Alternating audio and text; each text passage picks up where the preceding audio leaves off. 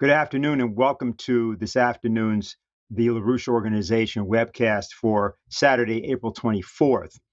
2 weeks from today, the Schiller Institute will host a conference. The moral collapse of the transatlantic world cries out for a new paradigm. And today in this panel, we're going to be, of course, reviewing this sort of just deceased, I suppose you could say, Earth Summit that was held by President Biden and visited by various heads of state. Now, we don't want to be naive enough to be persuaded by the clamor that's beating around everybody's ears about the particulars about sustainable development, climate change, carbon swaps, and so forth. That's not actually what's going on. Beneath all of that, you hear the drumbeat of war. And you've seen actions during the past week, particularly around the Black Sea, and also other actions being taken within the United States Congress vis-a-vis China that demonstrate the truth of the situation. One of the people that spoke at the conference was Secretary of Defense Lowell Austin, who said, "No nation can find today security without addressing the climate crisis. Climate change is making the world more unsafe and we need to act." And then he discussed that the idea of climate change is essentially now a national security issue for the United States. Now, apart from the fact that what is called climate change, otherwise once known as global warming, is itself a non-existent. Apart from that, the fact is that what we have is a new way to try to again reorient the world to a form of unyielding, unending conflict. But the problem that we have is that we're actually at this point, engaging in a process that can easily lead to strategic miscalculation so great as to create, in fact, launch a thermonuclear war. We can't allow that to happen. And our organization, the LaRouche Organization, has for decades been in the forefront of preventing precisely such an occurrence from happening. What we're going to do today is show you an excerpt from 1988, Lyndon LaRouche.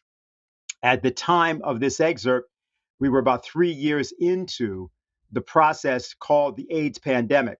Lyndon LaRouche had forecast that precise process almost 15 years earlier in a series of forecasts that he had made at the beginning of the 1970s. And in the particular circumstance in which you're seeing this is a speech that he had given in Germany at the time, and he's referring specifically to the AIDS pandemic. One of the reasons we selected this was because it is severely critical of then President Ronald Reagan, a president with whom Lyndon LaRouche had worked. But because of the nature of the crisis that was actually being confronted by humanity at the time, in the United States in specific, Lyndon LaRouche minced no words, both in referring to what he thought were the problems of the president and the citizens of the United States. But really, in a more fundamental sense, we put this forward now because it prompts us, we think, for today's discussion, to take a certain attitude about what we are actually talking about and what is really at stake, because there's nothing less than the continued survival of the human race is, in fact, the issue that we are confronted with. Here you have a human population, totally weakened, with no immunological potential whatsoever, with diseases running rampant among them. What happens? Well, diseases evolve into forms which are otherwise impossible. Tuberculosis can take new forms. Measles can take new forms, so forth. This is insanity. But why do they say so? They say it. We are not going to spend the money. In Africa, we're not going to spend the money. We could do something to save Africa. I don't know how successful we could be at this stage, but we could and should do something. But they say it's overpopulated.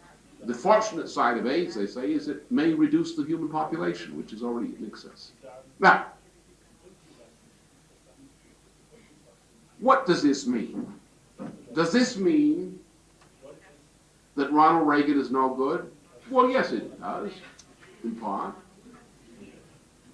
But what it also means, it means the American voter is no good. It means the citizen in Europe is no good in the main. Because what is the citizen's attitude toward these policies of government? What's their attitude toward environmentalism? Toward the ecologists? The ecologists are already mass murderers.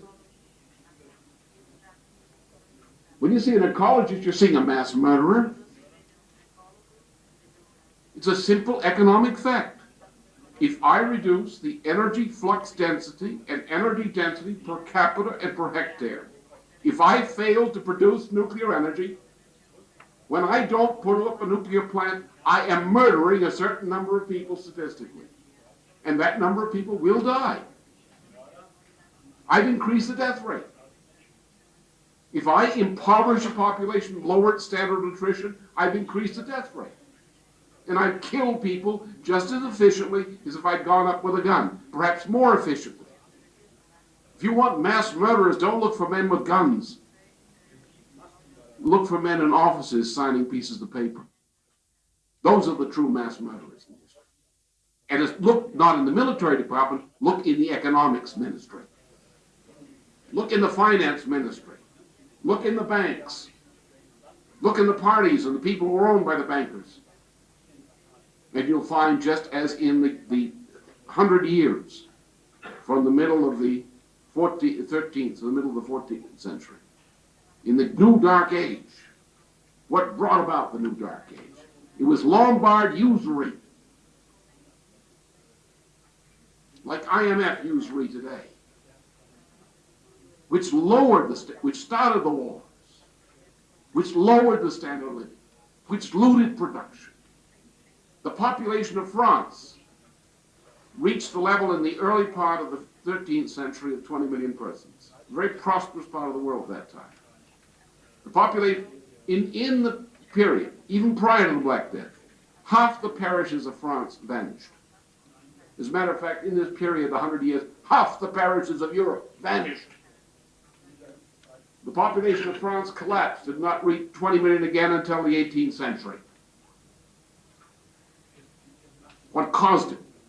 The same thing that we're faced now. Usury, financial usury and related kinds of usury. What we see from Brussels on the agricultural decisions. What we see from Brussels on the steel industry decisions. To destroy the ability of society to sustain itself. And together, we have the spread of witchcraft. Even the President of the United States is an astrologer. A Satan worshiper. As President of the United States, he's probably just too stupid to know that he's a Satan worshiper. Because I don't think there's been a red blood clot sold anywhere near his brain for the past 3 years. The combination of what we call today the New Age and Lombardism, as they were present as forces in the 13th century and the 14th century, brought about what was called in Europe the New Dark Age, in which the population of Europe was halved overall, half the parishes of Europe disappeared, and the only thing that saved Europe from extinction was a handful of people typified by the followers of Dante Alighieri and Petrarca, who organized what became known as the Golden Renaissance. Because we refuse to learn that lesson, we find ourselves today with what? With governments which say the debts will be collected at all costs. What debts? I look at the accounts and I say they owe you nothing. They have paid you everything they borrowed. How can they owe you anything? They paid you interest on what they originally borrowed. You impose these debts arbitrarily. And now you demand they be paid. Why must they be paid? When you say our banking system requires that these debts be paid. Therefore, they must pay us. But that will kill them. So what? And that's literal attitude on the part of governments, on the part of bankers, on the part of governments. On top of that, the New Age. The new paradigm that we are talking about is not the New Age. We're talking about the creation of a worldwide anti-Malthusian resistance, which is already, by the way, the position of China, Russia, certain forces in India, and others.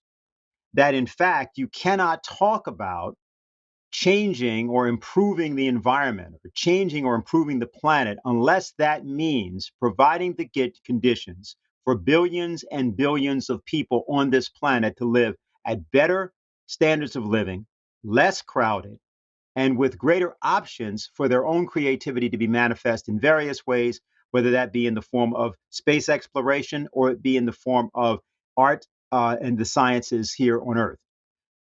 So what we're going to do today is start off with Harley Schlanger, who has just recently, by the way, concluded a very important interview with Colonel Richard Black, which is available.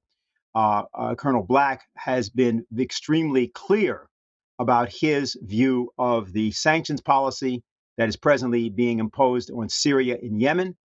But more than that, what Harley is going to do, I think, as I understand from his presentation, is he's going to lay out very clearly how the financial manipulations, including the ones we just saw being proposed at this Earth Summit, how they are intended to be the engine of depopulation and what it is that we propose be done to stop that. Harley?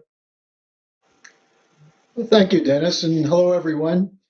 I'm going to take up a question that Helga Zepp-LaRouche has been asking recently, which, in the context of the war tensions that have emerged around the provocations in Ukraine, provocations of the Ukrainian government, backed up fully by NATO and the US Biden administration, and also the murderous policy that threatens millions of lives in Syria and Yemen.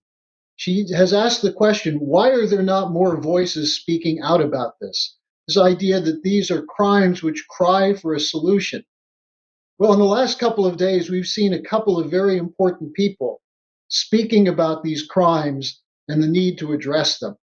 And I'm going to start with that, and then I'm going to go into the other side of it, which is that what is it that these war threats are designed to take away, divert your attention from? Namely, the systemic collapse of the economy, which is actually the driver of war.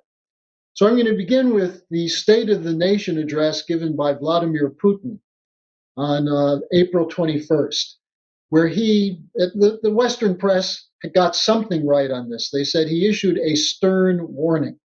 But I want you to listen to what he said and think about what you're not hearing from leaders in the West. After talking about the economic situation in Russia, which he said is mixed, it's improving in some areas, there's a lot that has to be done, he went directly into the strategic crisis. And he said, the meaning and purpose of Russia's policy in the international arena is to ensure peace and security for the well-being of our citizens, for the stable development of our country. Russia certainly has its own interests we defend and will continue to defend within the framework of international law. And if someone refuses to understand this obvious thing, or does not want to conduct a dialogue and chooses a selfish or arrogant tone with us, Russia will always find a way to defend its stance. At the same time, he continues, unfortunately, everyone in the world seems to be used to the practice of politically motivated, illegal economic sanctions, and to certain actors' brutal attempts to impose their will on others by force. But today, this practice is degenerating into something even more dangerous. I'm referring to the recently exposed direct interference in Belarus in an attempt to orchestrate a coup d'etat and assassinate the president of that country, which has now been exposed as something that was a live operation underway. What Putin said about this is that such flagrant actions have not been condemned by the so-called collective West. Nobody seemed to notice. Everyone pretends nothing is happening. And he went on to say that the practice of staging coup d'etat and planning political assassination, including those of high-ranking officials, well, this goes too far. This is beyond any limits. Now, he continued in addressing this by saying that Russia really does want to have good relations. And that's why he's bringing this up. He said, we've been restrained. I would say we've often not responded at all. We really want to maintain good relations with all those engaged in international communication, including, by the way, those with whom we've not been getting along lately, to put it mildly. We really do not want to burn the bridges. But if someone mistakes our good intentions for indifference or weakness and intends to burn or even blow up those bridges, they must know that Russia's response will be asymmetrical, swift, and tough. Those behind provocations that threaten the core interests of our security will regret what they have done in a way they have not regretted anything for a long time. Now, that's the essence of President Putin's warning to the West, and in particular, who's he talking about? He's talking about the Biden administration. He's talking about the United Kingdom, which is announcing a very, very big military buildup, and NATO. But what is actually going on with this sanctions question? I just did a little bit of investigation of this for an article this week. And the United States is enforcing sanctions against 39 nations: Iran, Venezuela, Syria, China, Russia, Cuba, North Korea. They're threatening now to have sanctions against Germany over the Nord Stream 2 pipeline. Where have there been regime change coups that President Putin was talking about? Ukraine, Libya, failed coups in Syria and Belarus. They were also involved in a coup in the United States to remove President Trump. We're still in wars in Afghanistan, backing the Saudis in Yemen. The U.S. has troops on the ground in Syria and many African nations. So this is what President Putin was addressing. Now, there was a second voice that came out. Dennis already mentioned this. I did an interview with Colonel Richard Black, who's probably known to many of you, based on his warnings before the election of the danger of a military coup that might be carried out. And by his warning, it's clear that some of the potential renegades in the military who might have been engaged in that backed off. He's the former chief of Army Criminal Law Division in the Pentagon and was a member of the Virginia House of Delegates and also the state Senate.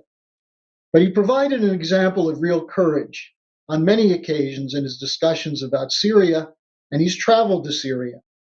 He said he got involved in Syria after watching what happened in Libya, where a regime change coup was pulled off by the United States, but then after that, weapons were shipped from Libya into Turkey to find their way to the so-called moderate rebels in Syria, who, as Colonel Black has pointed out, as did General Michael Flynn, were not moderate rebels, but ISIS, Al-Qaeda, al-Nusra, the very jihadists who carried out barbaric slaughter of hundreds of thousands of people in Syria. Now, he said, what is the United States doing? We're in northern Syria stealing food, the wheat in the breadbasket of that country, and the oil from northern Syria. And then he talked about the Caesar Civilian Protection Act. And this is the sanctions that have put 90% of the population of Syria below the poverty level and threatens millions with starvation, malnutrition, and disease. And what Colonel Black said is sanctions do nothing but attack the innocent, the poor, the helpless. They are the most cruel and barbaric types of warfare we can wage.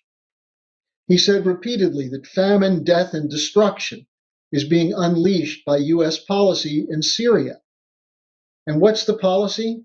Regime change, getting rid of President Assad, which the terrorists couldn't do even with support of the CIA and mercenaries run by the U.S. and Turkey.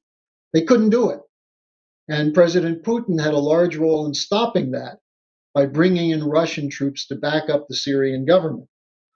But Colonel Black went on to talk about what's wrong with the Congress, because I asked him, why is it that there's no reaction from the American people? And he said, look at the Congress. Members of the Congress are supporting naval blockades of countries which have never been engaged in a hostile act against the United States. And then he said these blockades create famine and starvation, including of children. And then he made the strongest statement yet. He said, we talk about the Nazis, the slaughter of the Bolsheviks and the Mao Zedong in China. In Syria, Colonel Black said, we are doing the equivalent of what was done in Nazi Germany, perhaps on a smaller scale, but deliberately causing starvation and the spread of disease. And speaking as a military veteran who he said several times, he's shed blood in American wars defending this nation. He said, what we're doing today is despicable. I am ashamed of what we are doing. It is not the America I grew up in. Now, last week I pointed out there were other voices coming forward now. Former or retired Colonel Lawrence Wilkerson, the former aide to Colin Powell, Colonel Douglas McGregor, Lyle Goldstein of the U.S. Naval War College, criticizing U.S. policy. But what's coming from the administration?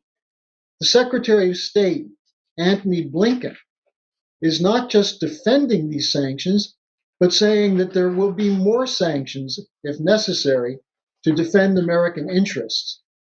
And as you saw in a clip last week, he made the comment that he thinks the sanctions are necessary to protect the children of Syria, the very children who are being targeted by these sanctions. Now, as this is going on, I want to look at the other side of this feature, which is what's being overshadowed by the war danger. And people are probably seeing headlines about the stock market going to new records, that we're now in a new recovery thanks to Joe Biden, that this is going to be a strong recovery. The only danger is the possibility of inflation. But in fact, as we in the LaRouche movement continue to point out, is that we're undergoing a systemic collapse of the whole financial system, which has continued at an accelerating rate since August 15th, 1971. And I'm just going to review that to give you a sense of the other thing people aren't talking about, which is the destruction of the human population of the United States. With the death rates from drug overdoses, from suicides, from COVID, we're seeing a reduction of life expectancy in the United States. We're seeing growing numbers of children who, when they're not in school, where they can take advantage of school lunch programs, are not getting food. Where the food insufficiency in the United States has grown dramatically since the coronavirus pandemic, but actually was growing before that, homelessness and so on. But what do we hear from Jerome Powell? Everything's fine. We're going to fine-tune everything. We just have to introduce a little bit of inflation. But don't worry, we'll keep it below 2%. In a response to Senator Rick Scott of Florida, who was questioning him about the inflation fighting policy, Powell wrote, and this is on April 8th, he said, the Fed does want to have limited inflation. We do not, this is Powell's quote, we do not seek inflation that substantially exceeds 2%, nor do we seek inflation above 2% for a prolonged period. Then he added, we're going to continue the super easy monetary policy because that's needed to provide the liquidity necessary for the economy. Nowhere did he talk about the actual problem, which is not liquidity. There's way too much liquidity. The question is, where is it going? It's going to support firms that are insolvent, that are issuing junk bonds in order to get money to pay their interest on their debt. Zombie corporations. Did Powell talk about that? Not once. Let me give you some figures, some actual figures on inflation, because you keep hearing, well, inflation is verging toward 2%, but slowly, and we've got it under control, and if necessary, we can slam on the brakes. What about this? Used car prices in the United States just hit an all-time high. According to something called the Manheim Index, the used car prices went up 10% last month and are up 41% since February 2020. 41%. It's a little higher than 2%, isn't it? Home prices jumped 11.5% in the last year. But the U.S. government statistics claim that inflation for housing rose only 1.8% in the year from March 2020 to 2021. Well, what's driving these prices? Well, lumber.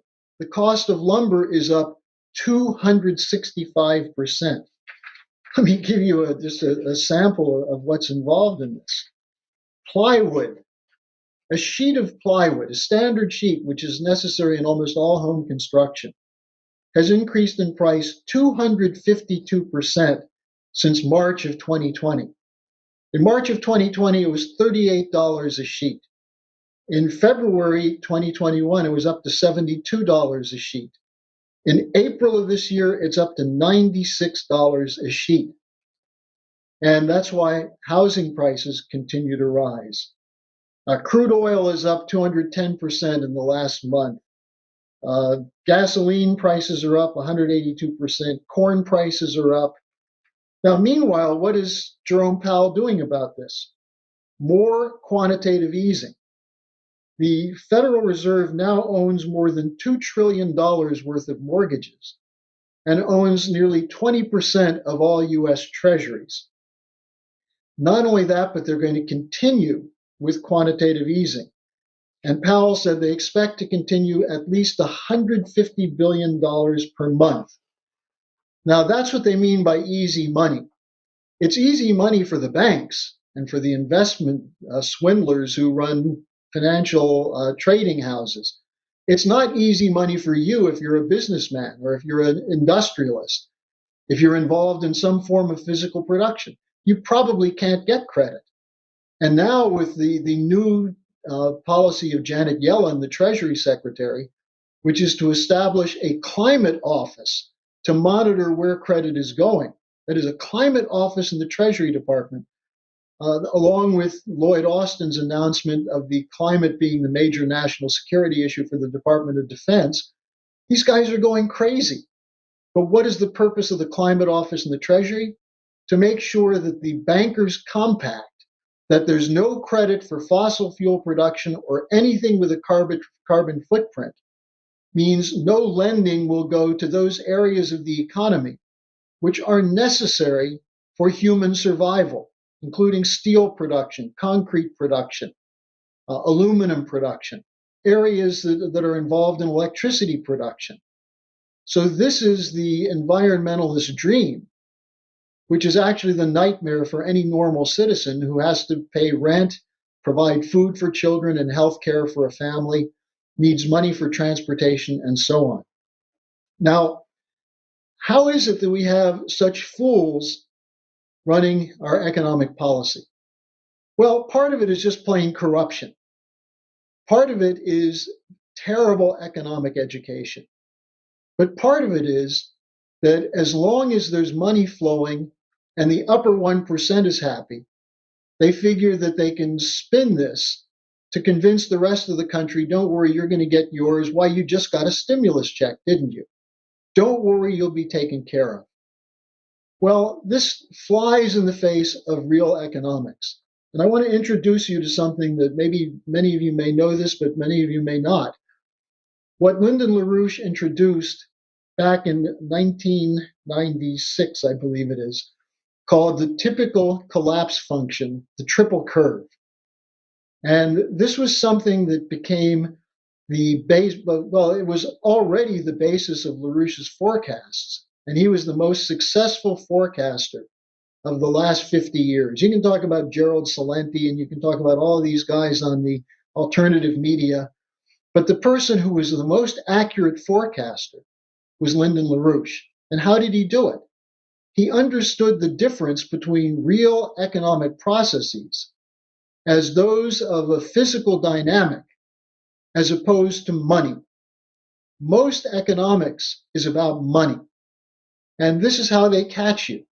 If you don't have enough money, you're paranoid about it for real reason.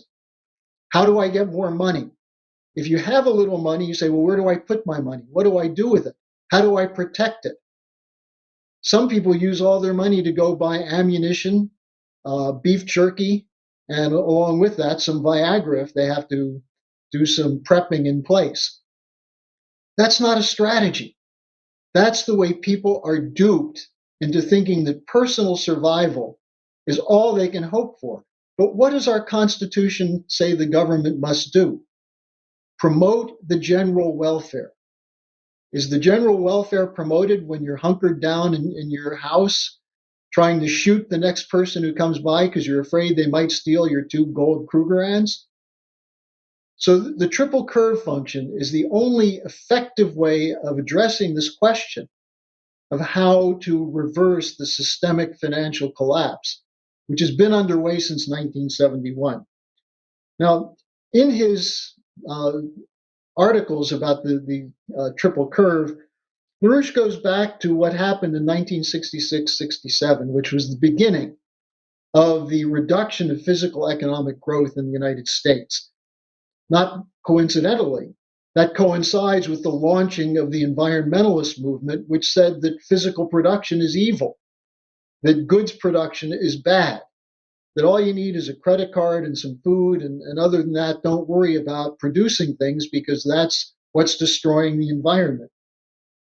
This took off in 1971 when Nixon ended the Bretton Woods system and took the dollar off the gold reserve. This introduced something called a floating exchange rate, which means that instead of the fixed exchange rate of the Bretton Woods system, by which you could plan over long-term investments, longer-term investments in research and development, and introducing new technologies, building new plant and equipment, as well as new worker training. Once you have a floating exchange system, much of what has to be done by international corporations is figure out how to get the financing to keep business going, which means that you begin to have speculation that moves away from just simply speculation on products, but into every area of the economy, including money itself. That monetary speculation takes off. Now you look at the triple curve, you see monetary aggregates and financial aggregates. And what the curve shows is the accelerating rate of growth of these two aspects of an economy. Monetary aggregates basically being money and fungible instruments, and financial aggregates, the newer things that have been introduced, which provide supposedly financing for the economy, but actually are increasingly there to back up the monetary aggregates. Then the monetary aggregates have to be used to back up the financial aggregates. So you have an accelerating curve upward. Now, this is why you have a contraction in physical economic terms. What LaRouche pointed out is that part of this is the disinvestment in infrastructure. The fact that year after year is less and less money going into infrastructure. Much of what goes into it is to fix things like potholes, to repair a collapsed bridge. In some cases, you see the effects of this in, for example, Flint, Michigan, where the water pipelines have eroded to the point that there's massive amounts of lead. That's not just Flint, Michigan, that's the whole country. Most of our water systems are nearly a century old. And we see that in terms of the overall collapse of electrical grids and so on. Money is also pulled out of production, and it's also pulled out of research and development.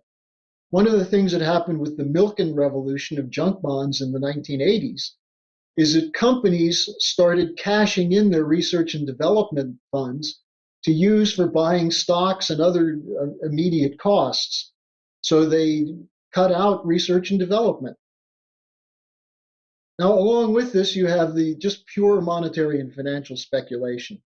LaRouche identified in a 1996 article about the triple curve the so-called petrodollar operations, but also junk bonds, derivatives, and increasing forms of innovative financial instruments. So what you see in the triple curve function is the monetary aggregates and financial aggregates are increasing at an increasing rate, and the physical economic output is collapsing at an increasing rate. These are not scalar measurements, but these are in functional terms. And that's what we're facing today when Powell is talking about the danger of inflation. Well, we already have inflation.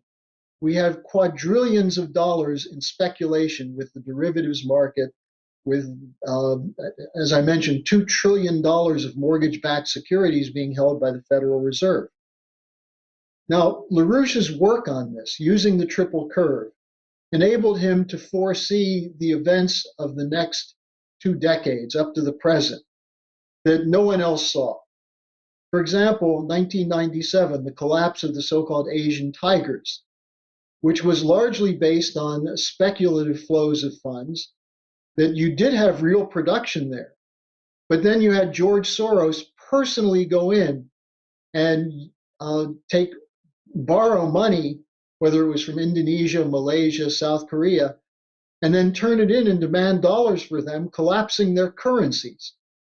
And there was a huge crisis in 1997, followed by 1998, the so-called LTCM crisis, long-term capital management, where you had essentially a derivatives collapse related to Russian bond collapse, which was the result of the looting of Russia during the Yeltsin years.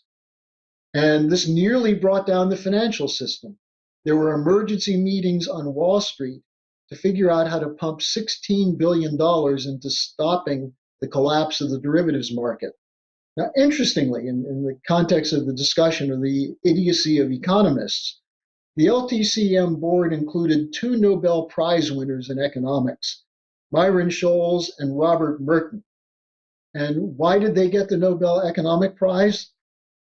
Based on their development of, quote, a new method to determine the value of derivatives. Well, that method didn't work.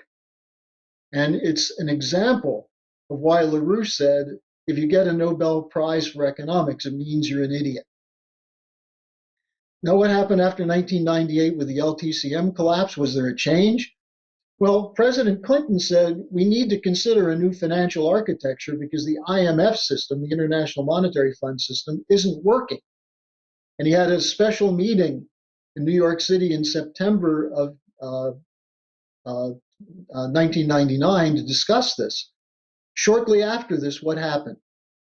The Monica Lewinsky papers came out. And we never heard again from President Clinton about this. Instead, he signed into law the repeal of Glass-Steagall, which then put a whole new jet stream behind speculation.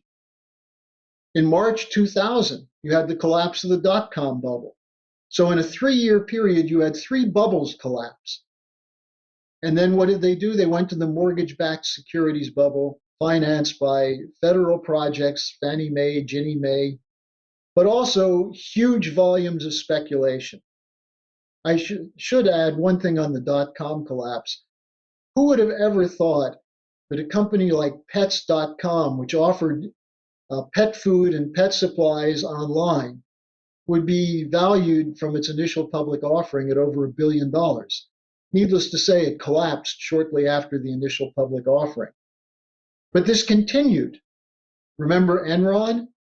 Well, Enron was another speculative bubble, a bubble that was based on deregulating electricity and moving towards the so-called free market in electricity and power distribution. Enron collapsed in March 2001, which had been forecast by the LaRouche organization a year earlier, when you had the beginning of blackouts in California, and Lyndon LaRouche came out specifically in California to discuss what must be done to stop this. Unfortunately, people who were in office then didn't listen. Now, in 2008, we had the mortgage-backed securities crash, and we're still living today without having resolved anything of the underlying problems that have existed since this period started in 1971. In fact, we're seeing much larger volume of speculation by orders of magnitude. We're seeing growing poverty, the collapse of the middle class in the United States, poverty and famine in whole parts of the world that should be on a course of economic development. And we see that spreading. And add to that then the insane geopolitical strategies on top of the neoliberal economic policies, the geopolitical strategies for war. That's why we face a threat of depopulation today. This kind of thinking, the axioms of neoliberal economics, the axioms of geopolitics that say that we have to get everyone to accept the idea of the Great Reset, including Russia and China, because don't be fooled into thinking there are more important strategic issues behind the regime change drive against Russia and China. It's that Russia and China are not on board with the Great Reset and the Green New Deal. They may come and speak politely at conferences, but they're not going to sacrifice their sovereign national economies to please a bunch of fake scientists who are acting on behalf of the Davos billionaires to ensure there's no resistance to the Great Reset and the Green New Deal. And that's why we have a strategic crisis growing today. And that's why we have idiocy in the economic realm. So that's what I wanted to present this evening, and I'll be here for your questions. Great. Thanks a lot, Harley. Carl Osgood of Executive Intelligence Review is also here with us today, and he's been monitoring changes in global military strategy for the past 2 decades. He's here to talk to us about the increasingly dangerous situation that's been evolving around international flashpoints, including Southwest Asia, the Black Sea, Pacific Ocean, and others. Carl? So what I'm going to do, actually, my job is to cover the geopolitical side and the military side of what Harley just went through. And really, I want to start with what Dennis said about Lloyd Austin at the beginning, and I'll repeat the quote, and then I'll go on from there. He said this was his speech to the climate conference on Thursday. He said, and this you've heard already, but he said, today no nation can find lasting security without addressing the climate crisis. We face all kinds of threats in our line of work. He's referring to the military line of work, but few of them truly deserve to be called existential. The climate crisis does. Climate change is making the world more unsafe, and we need to act. And then he goes on. The climate crisis is a profoundly destabilizing force for our world. As the Arctic melts, competition for resources and influence in the region increases. Closer to the equator, rising temperatures and more frequent and intense extreme weather events in Africa and Central America threaten millions with drought, hunger, and displacement. I mean, it's really what he's really done there is he's covered over the destruction of the actual cause of the destruction of these regions. That is the 50 years of financial speculation and neoliberal economics that Harley described. So he's really covering up for that, whether he knows it or not. And he's also linking climate change with geopolitics. Now, a few hours before Austin spoke, the DoD newsroom posted a couple of stories about their climate action team, which was set up by Austin a couple of months ago. I'll get into more on that later. So the head of this climate action team is a guy named Joseph Bryan. Now, I haven't had a chance to dig fully into his biography, but he's the DoD senior climate advisor. That is, he's the advisor directly to Austin, and he has a long history of being involved in so-called clean energy and decarbonization initiatives. So according to this story, he said that the impacts of climate change affect training and installations and are one of the driving factors for humanitarian crises globally. He says, climate change also factors into geopolitical and economic issues. With the ice in the Arctic Ocean melting, for example, China and Russia are looking to exploit the area both economically and militarily, and the department must develop a sound plan for how it responds. So he refers to the previous administration's national defense strategy, which, quote unquote, recognizes that the U.S. is under a variety of threats, including climate change as well. My suspicion is that the next national defense strategy that will be produced by the Biden administration will have more direct to say on this and what the U.S. military response will actually be. But one has to understand where this actually comes from and what it's about. And really, we have to go back to at least to Henry Kissinger in the 1970s and his National Security Study Memorandum 200. This was probably the first time that, quote unquote, overpopulation was described as a threat to U.S. national security interests with this memorandum. The memorandum itself was a call for a study, 1970, issued in 1974. So basically, Kissinger was ordering the National Security Council to do this study. The study was completed in 1976, actually signed by Brent Scowcroft, who had by then replaced Kissinger as National Security Advisor. Kissinger was then Secretary of State. So this document names 13 countries for a particular focus on, for U.S. focus on reducing population growth. It named India, Bangladesh, Pakistan, Nigeria, Mexico, Indonesia, Brazil, the Philippines, Thailand, Egypt, Turkey, Ethiopia, and Colombia. Together, the document said they account for 47% of the world's current population growth. And the document complained, short of draconian measures, there is no possibility that any LDC, so-called, that is less developed country, can stabilize its population at less than double its present size. For many, stabilization will not be short of 3 times their present size. So why were they so concerned about population growth here? The reason was because, and they say it, the important potential linkage between rapid population growth and mineral availability is indirect rather than direct. That is, the reason why they're so concerned about population growth in these countries, and actually many others, was because these countries, if they're allowed to be sovereign, might actually want to use their own resources for their own development. And this could not be tolerated. So that's really the beginning of this thrust. The document itself officially didn't become U.S. government policy, as far as I've been able to see. But what happened was it set the axiomatic basis for national security and military policy making ever since. Another inflection point on this is Dick Cheney as as Secretary of Defense in 1992. So here we have now the Soviet Union has collapsed. The Cold War is over. We've bombed. George H.W. Bush has bombed both Iraq and Panama, and so now the DoD under Cheney is contemplating what to do next. And so they are working on a document called the Defense Planning Guidance.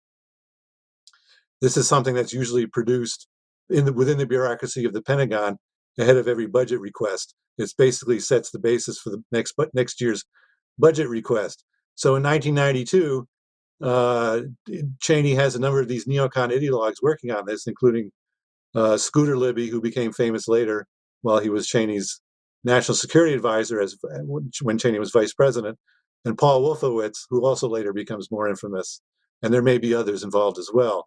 So the key point of these documents. Now, this is a draft, and the draft says that our first objective is to prevent the reemergence of a new rival. Now, the U.S. is is the sole superpower, right? And they intend to keep it that way.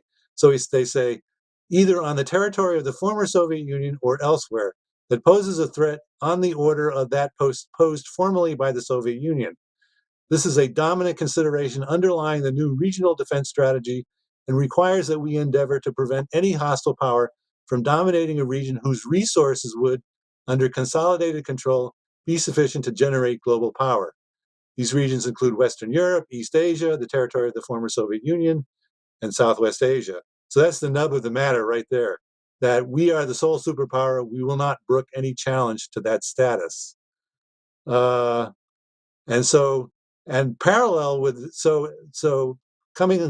following on this is the same gang of people who produced this document.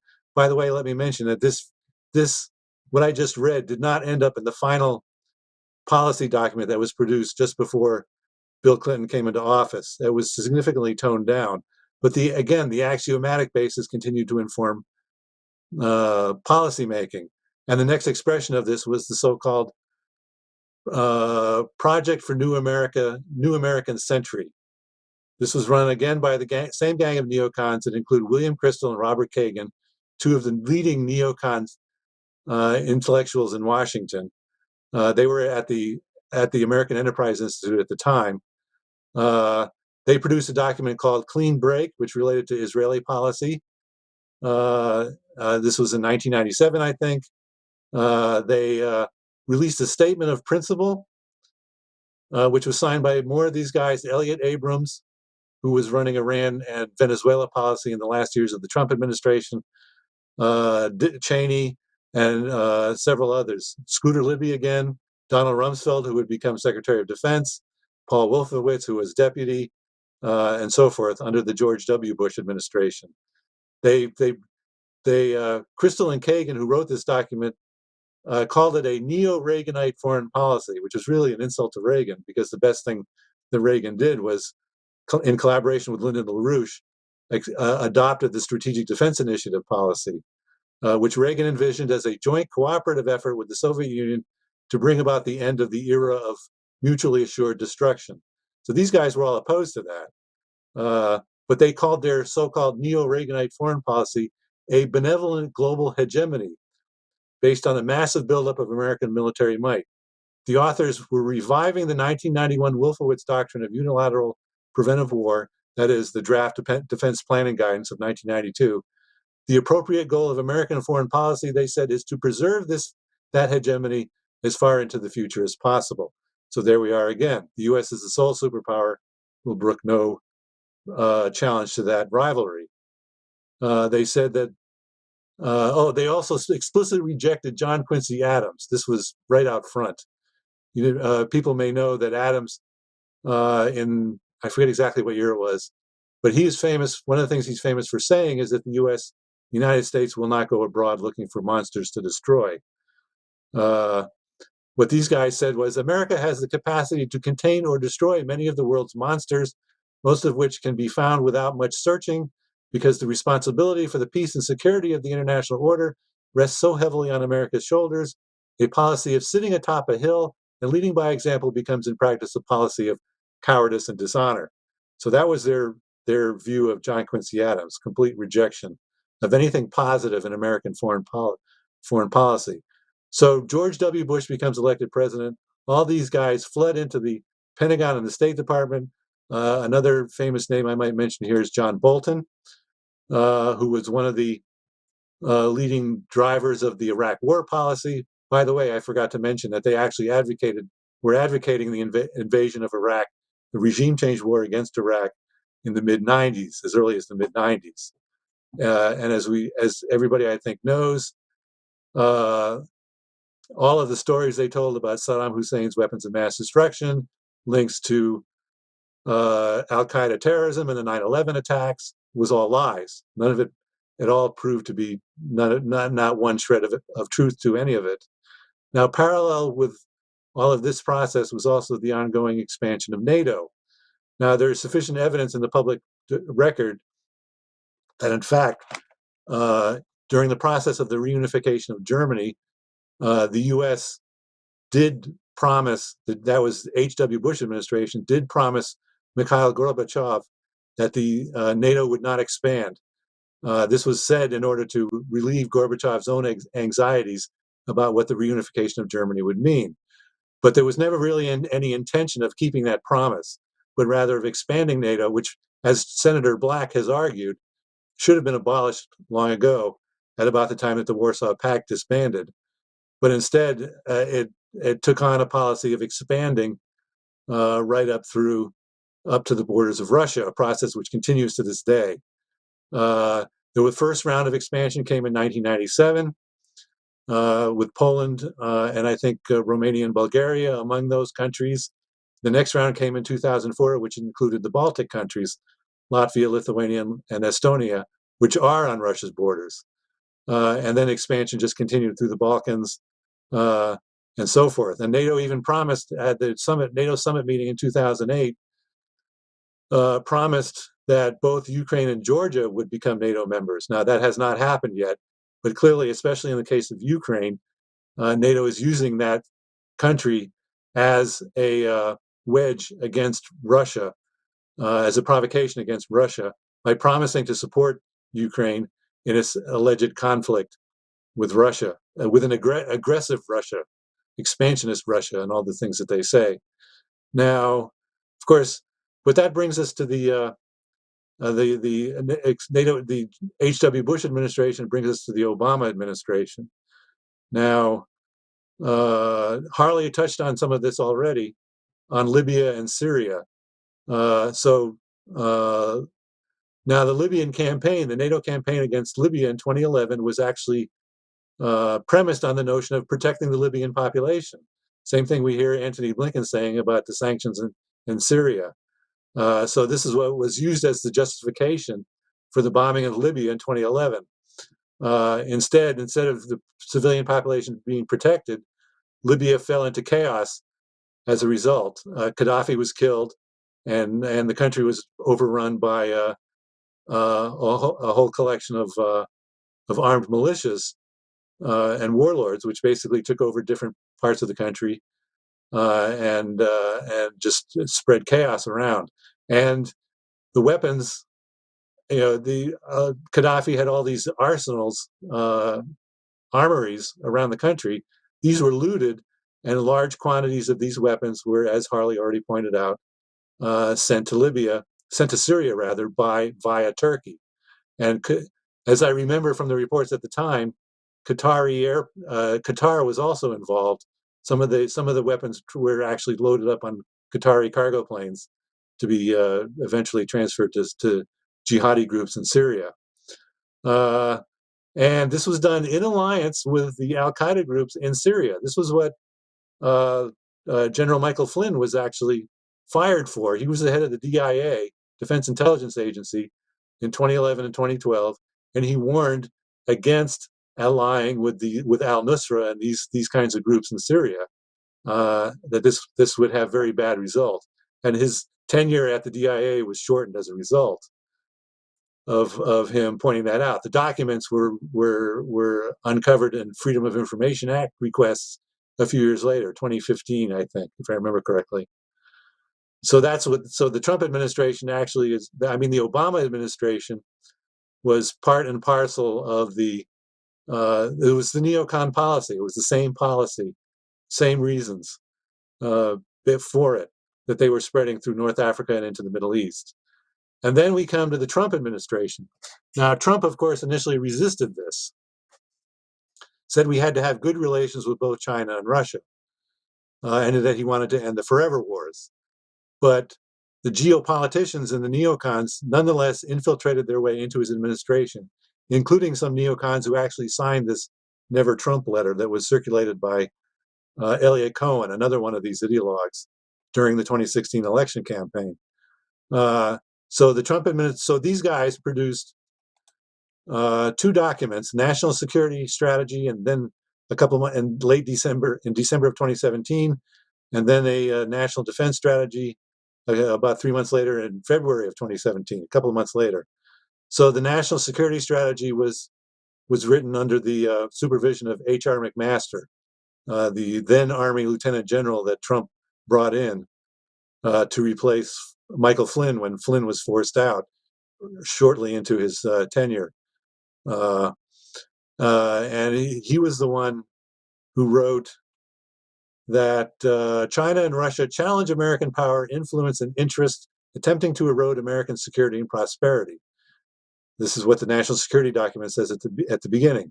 They are determined to make economies less free and less fair, to grow their militaries, and to control information and data, to repress their societies and expand their influence.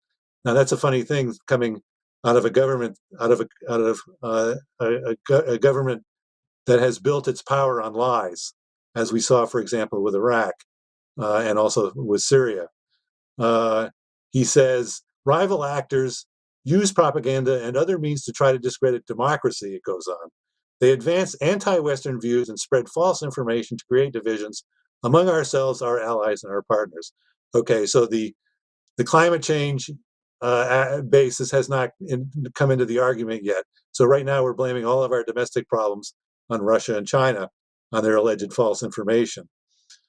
So the document claims that while the U.S. military remains the strongest in the world, U.S. advantages are eroding as rival states modernize and build up their conventional and nuclear forces. The task of the administration, therefore, is to ensure that American military superiority endures, and in combination with other elements of national power, is ready to protect Americans against sophisticated challenges to national security. Now, there's much more I could say about that, but I think I will, in the interest of time for questions, I will I will move on from there to the National Defense Strategy, which set the pattern for how the DoD is to organize itself for long-term strategic competitions with Russia and China, which are now the principal priorities for the department and require both increased and sustained investment because of the magnitude of the threats they pose to U.S. security and prosperity today and the potential for those threats to increase in the future. The U.S. will offer the hand of cooperation to competitors and adversaries, but only from a position of strength. The willingness of rivals to abandon aggression will depend on their perception of U.S. strength and the vitality of our alliances and partnerships. So this is a recipe for confrontation. The potential of a cooperation for mutual benefit with both countries is completely ruled out. Instead, they are seen as competitors, as we are now in the era of great power competition. So we have to be ready to compete with these guys and do everything possible to minimize their ability to compete with us. So then Biden becomes president, but not only have we not seen any moving away from this approach that's invoked in these two Trump era documents, but in fact, the things have gotten much worse. And while the Defense Department talked about the alleged impacts of climate change from time to time over many years, it is now inherent in Pentagon policy making.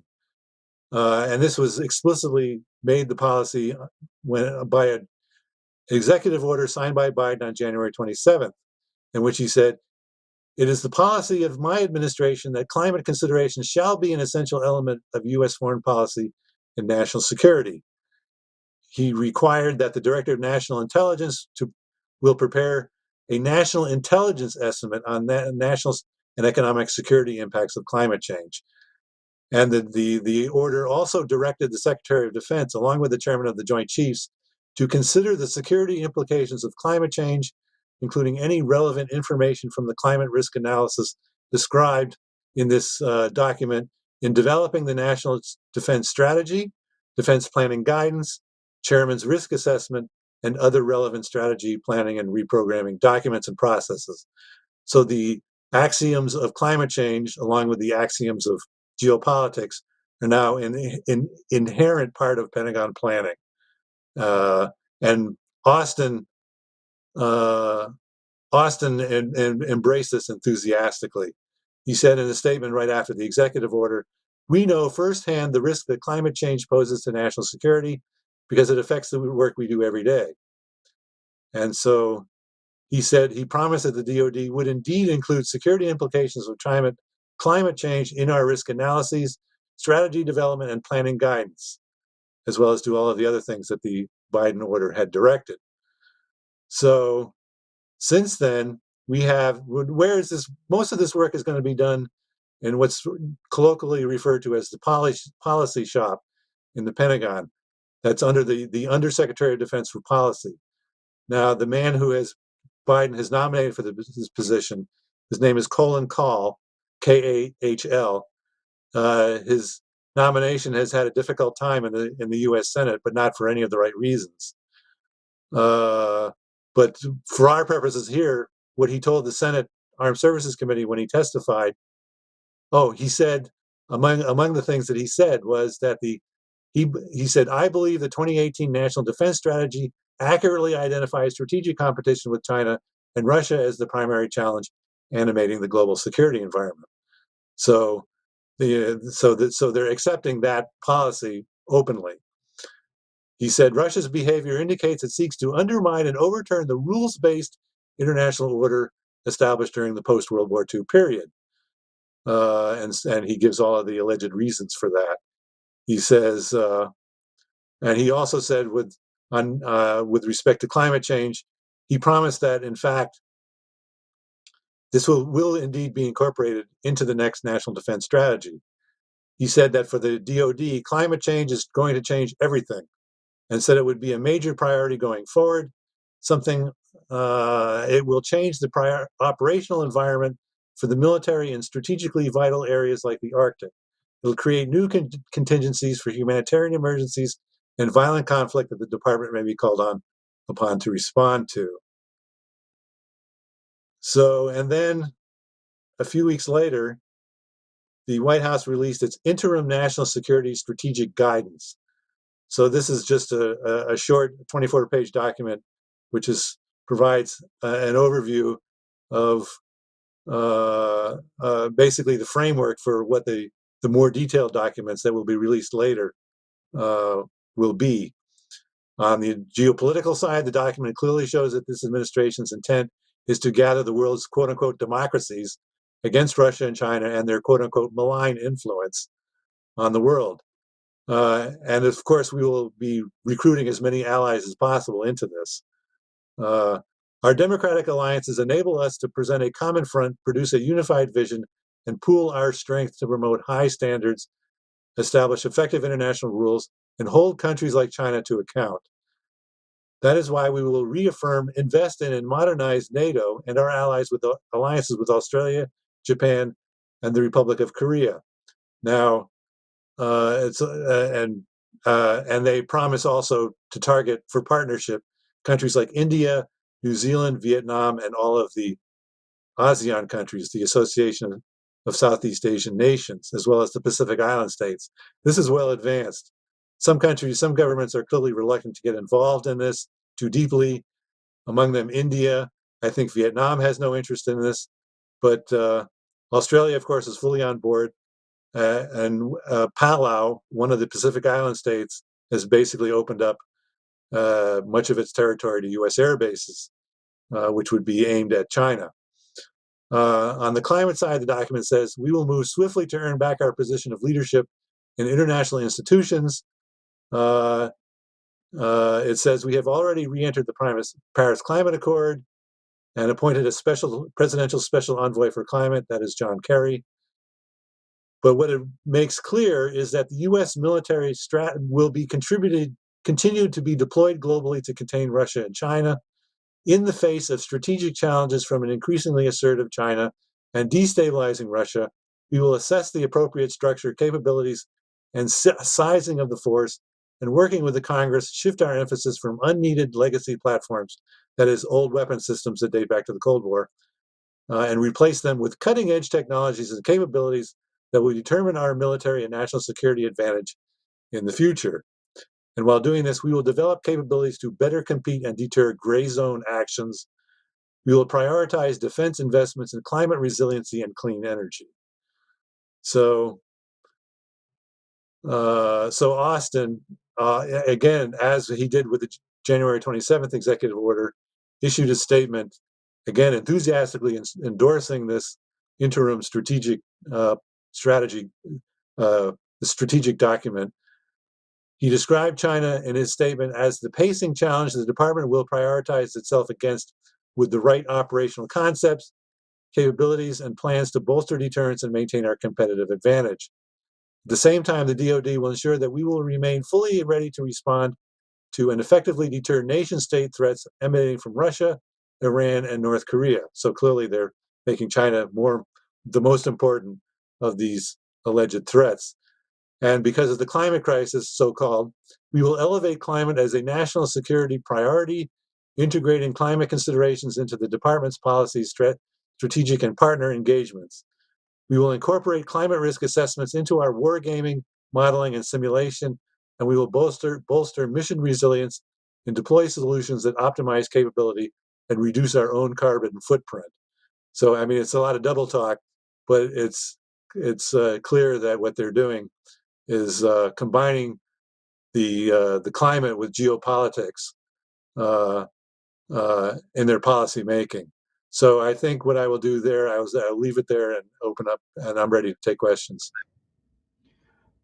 Okay, thanks a lot, Carl. Now we have a few questions now, but I want to actually do one thing, or to ask you to do one thing. You mentioned Robert Kagan, in the course of what you just went through. And I think he's married to a rather famous person that should be noted here because it gives you a continuity between the earlier Bush Oh, right. administration and so on. So if you could just talk about that a little bit. Yeah, you're talking about Victoria Nuland. That's right. Uh, I had to think for a minute to make sure I wasn't confusing Robert Kagan with his brother Fred Kagan, who is just as bad, and so is his wife.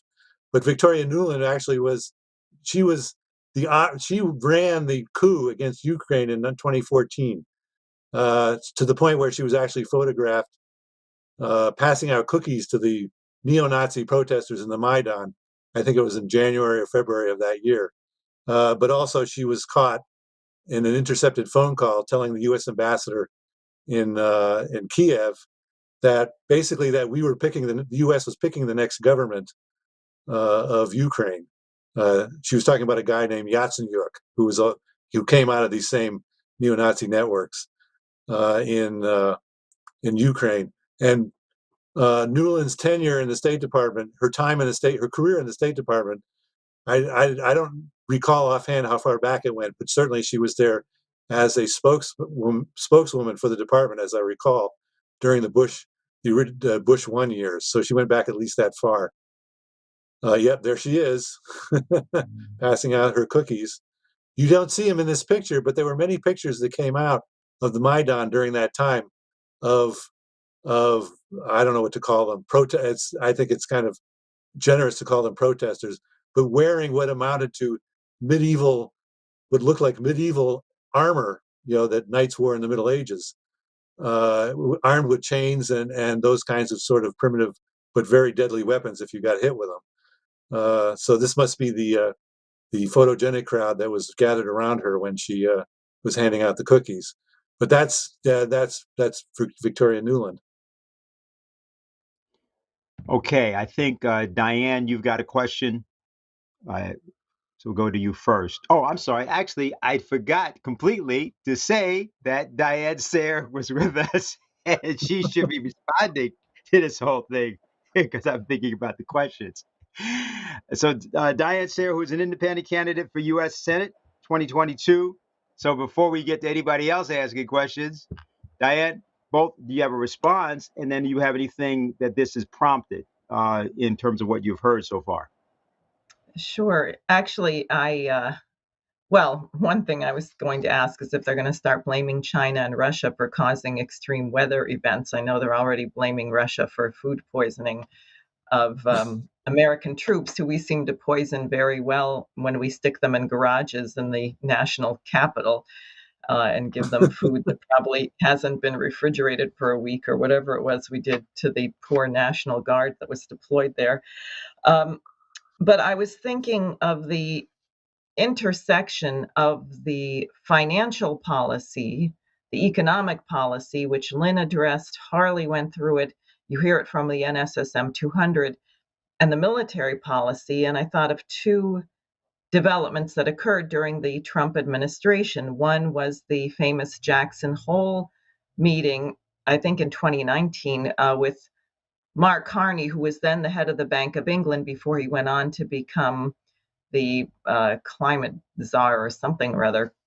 And he explicitly called for regime change and said that we don't want governments making their own financial and economic policies. The central banks should do that.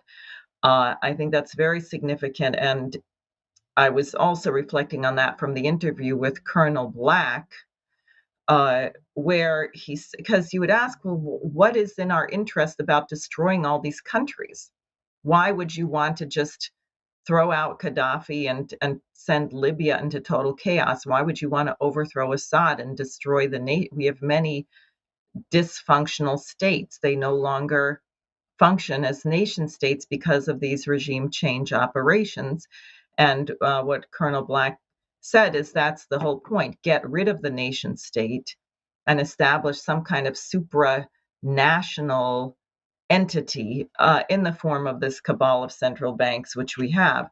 The other thing, which I guess preceded this, was the British House of Lords in 2018 in their the role of the UK in a changing world or something like that, December 18th, 2018, where they said that Trump should not be allowed to serve a second term, and what they identified as the most, what they considered to be the most devastating action against the special relationship between the United States and the UK was Trump's withdrawal of the United States from the Paris Climate Accord. Because what I think many people don't realize is that this carbon business it's really a cover. It has nothing to do with anything. There's no evidence linking emissions of carbon dioxide to climate change. There seems to be some indication that if the Earth gets warmer and the oceans get warmer, they emit a lot of CO2. So you may have an increase in CO2 after the planet warms up, but it's not the other way around. But it's a financial policy. That is, the banks, the New York Federal Reserve, the Federal Reserve, could not be part of this multi-trillion-dollar conglomerate unless the United States was a member of the Paris Climate Accords. So what you're seeing is that these things come together in terms of the destruction of the nation state and this financial dictatorship, which furthers the destruction of the nation state, because if you shut down everything that produces energy, you shut down industry and you shut down food, then you're going to create massive instability and conditions where you can organize color revolutions. So that's some of the thinking that I had, and I actually thought that perhaps both Harley and Carl might have more to say in response to that. Well, I would say just quickly that what I didn't mention in my open remarks, but what is there, is that the British are what they like to say shoulder to shoulder, but really I think the relationship involves other certain body parts with the U.S. on these geopolitical policies. These are actually British policies that, Lynn used to like to say that it was British brains and American muscle, and that's exactly what it is. The U.S. is actually expected to enforce British geopolitical policy. What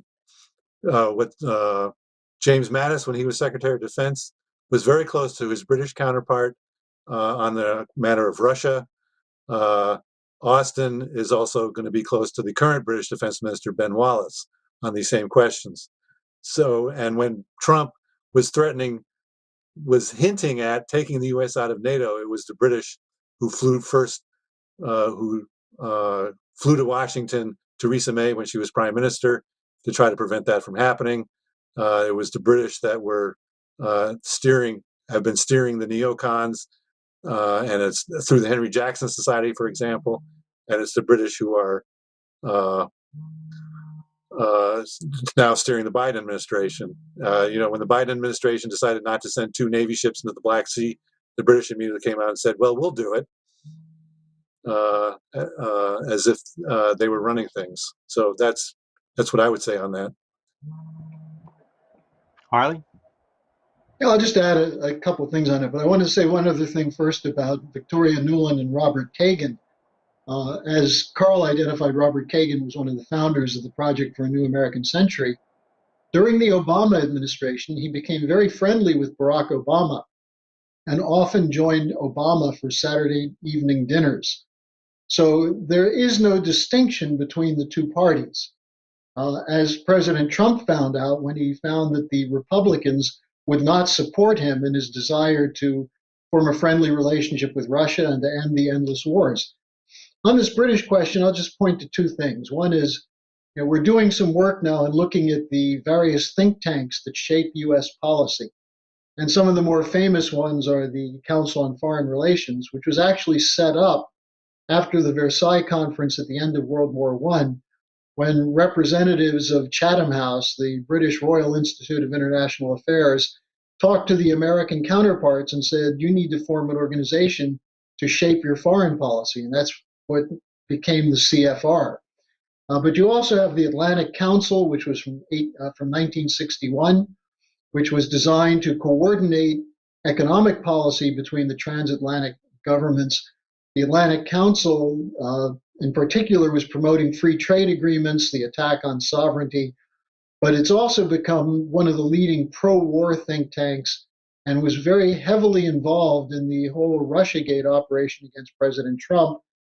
Carl just mentioned the Henry Jackson Society.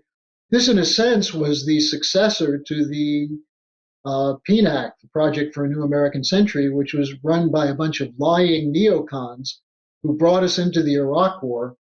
They were so discredited by 2005, 2006 that they dismantled it. But then they went over to London and helped establish something called the Henry Jackson Society, which was named after the most prominent American pro-war neocon from the 1970s, who was a Democrat, Senator Jackson from Washington State. And we're also looking at the Jamestown Foundation and several others. But the other thing of note is the relationship of Tony Blinken to the former British ambassador, Sir Kim Darragh.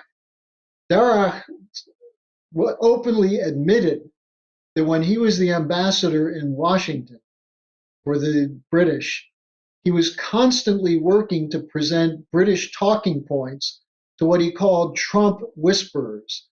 And one of the things they were trying to do was to get the United States to more actively engage in military operations against Syria. This was one of Darragh's main points, and his disappointment that Trump was not willing to respond to all the false flags that the British were setting up by seriously bombing Syria. Well, the other person who was opposed to the Trump policy and as Assistant Secretary of State under Obama was pushing for more bombing against Syria was none other than our current Secretary of State, Blinken.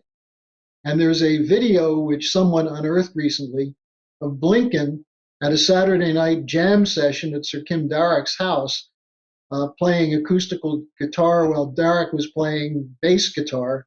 Clearly, Blinken is one of the Trump whisperers who is now a Biden whisperer, pushing these war policies and sanctions policies. So there's no question that much of what we're doing around the world is shaped by the so-called special relationship, including climate policy, because it was the British who took the lead in this. Before Biden called for this climate summit, which just took place, Boris Johnson announced that he was going to make this the year of the climate change using the British role in the G7, and then also the next COP26 Paris Accord conference will be in Glasgow in November.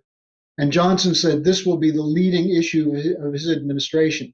Now, it remains to be seen if Boris Johnson will even be in power by November, because he's so royally screwed up the policy of the United Kingdom.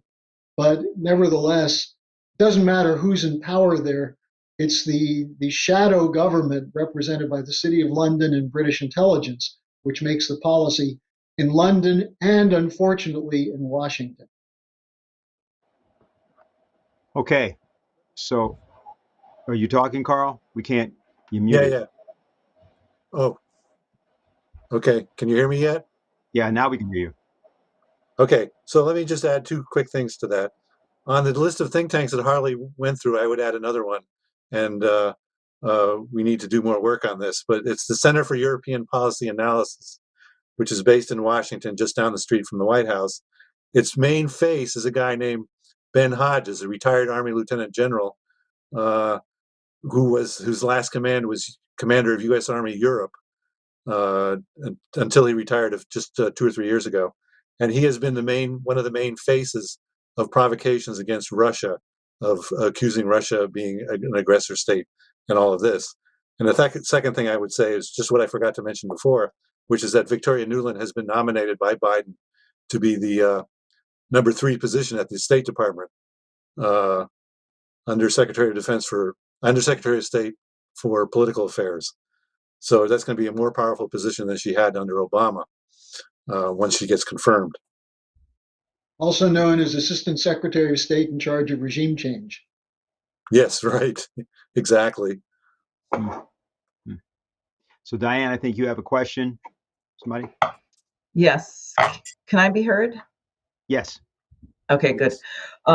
So this one, it comes in from someone watching. What do you do with manufacturing plants that were used to produce weapons of war after a war is over? And what do you do with the people who were trained in making weapons after a war is over? Well, that's simple. You look at what Franklin Roosevelt had in mind at the end of World War II, when we had the arsenal of democracy with the auto plants and other machine tool sector was turned into producing tanks, planes, ships, and so on. After the war, the idea was that as part of the post-war reconstruction, they would be retooled to produce tractors and graders and equipment that can be used in infrastructure, and not just in the United States, but throughout the world. Because as Franklin Roosevelt was committed to decolonization, to the total annoyance of Winston Churchill, Roosevelt was already working with people, including his Vice President Henry Wallace, who came from an agricultural background, in thinking about how to retool the industry, the war machine, to produce agricultural equipment and uh, equipment that could be used for infrastructure and ship this all over the world. That was the post war plan of Franklin Roosevelt, which was sabotaged by the British uh, effort under Churchill to have the United States reimpose a colonial order after the war. Now, people who can build a plane can build a tractor. In fact, one of the great skills that was demonstrated in the shift from the auto production to tanks and ships and everything else is that the American worker in these areas can use creativity not just to produce something different, but to improve the productivity of the production process, which is an essential feature of LaRouche's idea of how you increase the productivity of an economy as a whole. So, look, there's more than enough work that has to be done. There's a fiction in the whole argument around artificial intelligence and the post-industrial economy, which is that all the people involved in manufacturing are going to be out of work because we no longer need manufactured goods. Well, how do you build bridges? How do you build modern nuclear plants? How do you build space stations? We're going to need a skilled workforce engaged in developing new technologies, including many which are not presently known. So you need imagination and creativity, which means you need an education system which prepares people. And it means you need a kind of conveyor system where people who currently are unemployed or underemployed can learn the skills that will enable them to take the jobs of the future. So I think there's this fraud that's out there that everything's going to be robotic and people aren't going to need to do any more work anymore. And so we might as well put them on a universal basic income and have them sit around and watch Netflix all day. That's a prescription for destroying the American workforce. Okay, let's see. I have a question. This is going to be for you, Carl. Um, and it is just from Suzanne. It's can you speak about the visceral opposition of the generals inside of Trump's cabinet to Trump leaving the Paris Accords? This includes Generals Kelly, McMaster, and Mathias.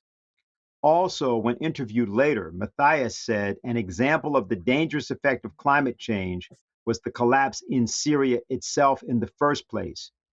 He said that the drought in Syria caused the collapse of their crops, and that is why the demonstrations against Assad began, that Assad put down later, and that was the source of the war. Can you comment on this and its implication? I have to admit that I can't comment on it in this in much detail. I mean, I would say that the whole story about the collapse of crops being the cause of the war is just simply itself not true. I mean, Syria was actually a developing economy. I mean, it was actually developing, as Hussein Askari can probably describe to you in great detail prior to the whole war beginning. And the actual cause of the war, I mean, there's going to be a lot of verbiage about the protests that were occurring. This was around the Arab Spring operation in 2011, and one of the things that the Arab Spring produced was actually it helped produce ISIS, in the sense that in Tunisia, for example, which was the beginning of it, you had imams who were protesting hatred against secular governments in the Arab world. I believe we have documented this. Some of us have documented this. And this, in combination with the U.S. occupation of Iraq, which was the incubator basically for ISIS, helped to produce what the Syrian war actually was, as opposed to being a democratic revolution. So this brings us to the question of whether or not these statements by these generals were actually covering up what actual U.S. policy was, as it had been uncovered by Michael Flynn, as opposed to this is what was going on. So instead of saying this was a product of U.S. policy, they're trying to cover it up by saying this is a product of climate change.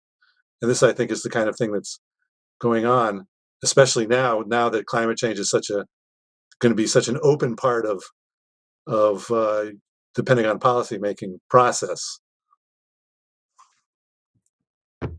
Okay, Diane, you have another one? Yes, and appropriately enough, this is from Georgia, who is in Lexington, Massachusetts. She writes, "How can the American people be awakened to this nightmare? The right are demoralized and the left have been radicalized. Is there any hope? Thank you for your incredible work." Well, I'll tackle that one.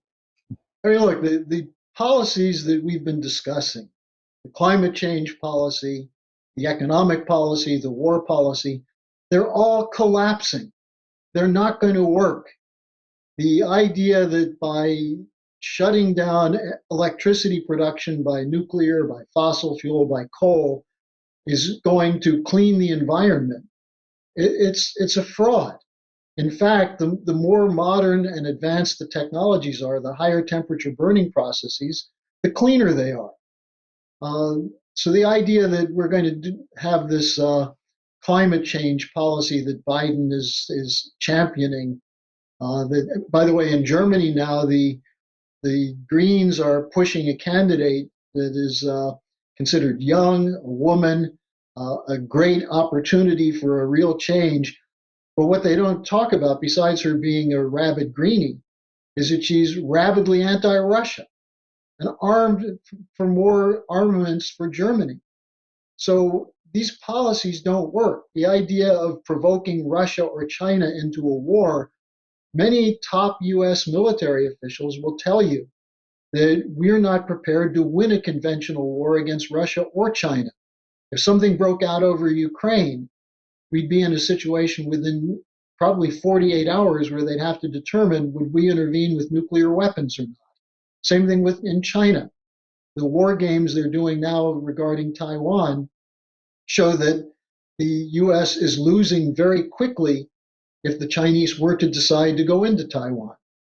As far as the economy, this idea that Powell has of continuing to pump money into the system to create a little inflation, but to keep the system going and greased and so on, we're going to see an avalanche of collapses, especially if we get out of the corona lockdowns and the whole situation around the pandemic. What you're going to find is that we don't have enough jobs, we don't have enough of an economy left to put back together. Now, that would tend to play into the demoralization, unless people actually learn what an economy is. And this is why the work that the Schiller Institute does is so important. We're talking about human civilization. What's the characteristic of human civilization? Being able to forecast bad things? No, it's to make forecasts so you change the direction. This was the key thing that I learned over the years from Lyndon LaRouche. He wasn't happy just because he was able to forecast a problem. What really excited him was rolling up his sleeves and figuring out how to solve the problem. And that's the unique quality that human beings have. So the biggest problem we have is with people who are demoralized is they've bought into this idea that humans are replaceable by machines or are merely like animals, and that the only thing we can look forward to is entertainment, sexual pleasure, gorging ourselves with unhealthy fast food, and so on. That's not a livable situation. But we, as the forefront of the fight to restore the American system, have to show people historically how this nation has advanced, how human civilization has advanced. The example of the Renaissance, where you had great advances in science and art in combination. In particular, look at Leonardo da Vinci, or look at the work of Leibniz, a scientist and a philosopher who helped develop the outlook that Benjamin Franklin brought to the American Constitution. This is what can make people excited to rediscover how man has addressed crises in the past, not by going into some kind of apocalyptic vision of the end being near, but by saying, okay, how do we solve this? What can we do?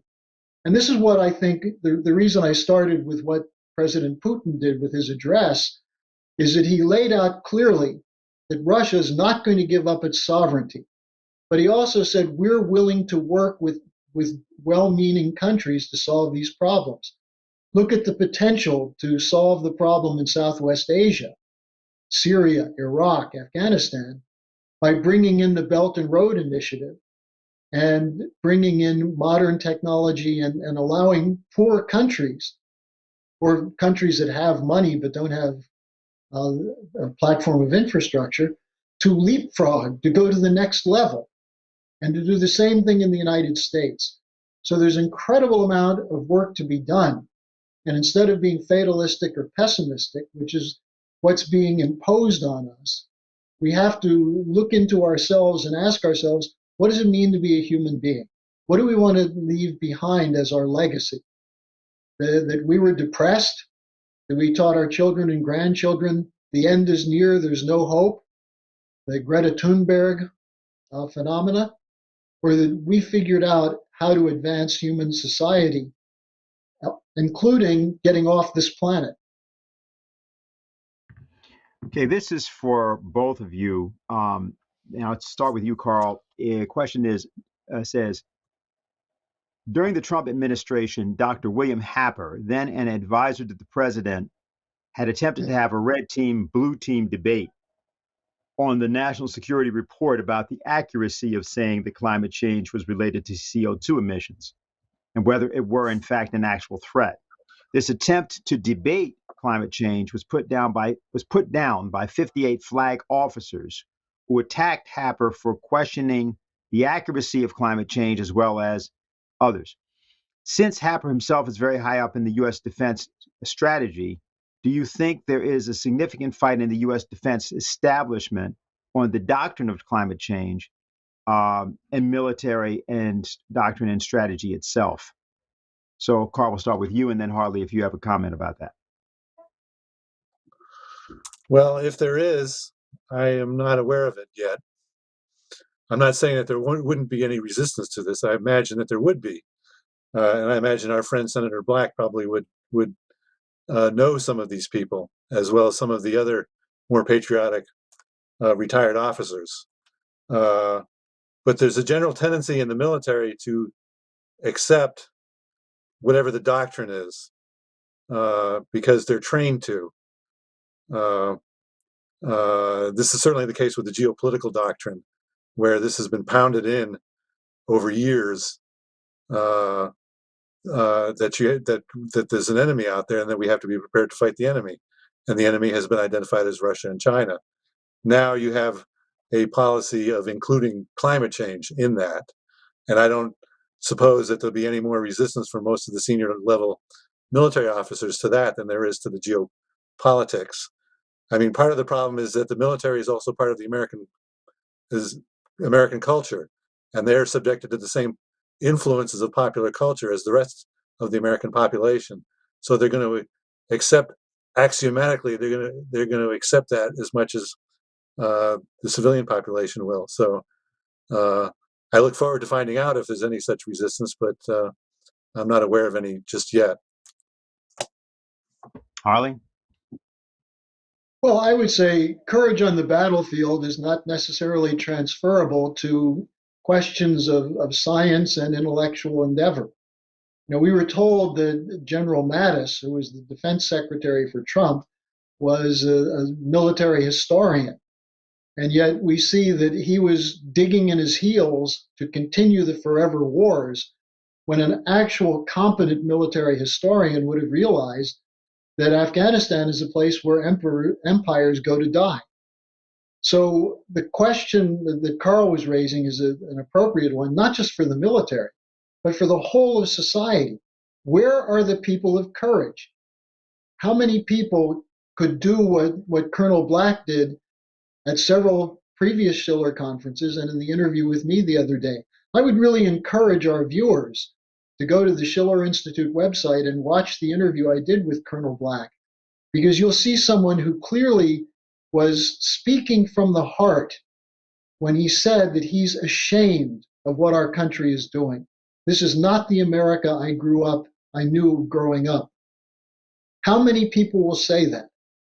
And that's really the crucial question here, whether it's the military or the Congress. Where's there someone in the Congress with guts? The most courageous person in the Congress is an ex-Congresswoman, Tulsi Gabbard, who's been speaking out very forcefully against U.S. sanctions policy in Syria. Where are the so-called progressives? Where are the libertarians and the conservatives when it comes to the imposition of the so-called rules-based order based on military force against sovereign nations? So I think the question is really, what do we do to encourage in our country people who can develop qualities of critical thinking and the courage to fight for those ideas? And that's what we do with our conferences, that we bring together at our conferences people who may not agree on everything, but who at least are willing to test their ideas and go out and organize people.